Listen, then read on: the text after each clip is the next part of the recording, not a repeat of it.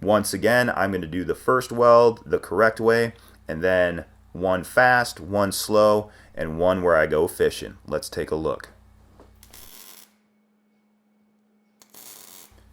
The greatest thing about crossbody positions is you're going to be able to see what you're doing a lot more because you get to look right under the nozzle from the opposite side of your drag angle.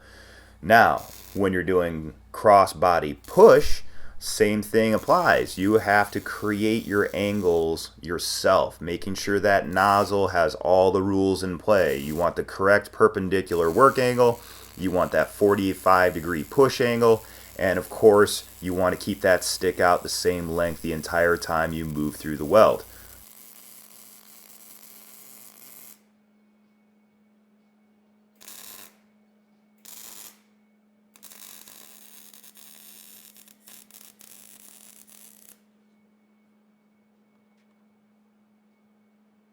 That's beautiful.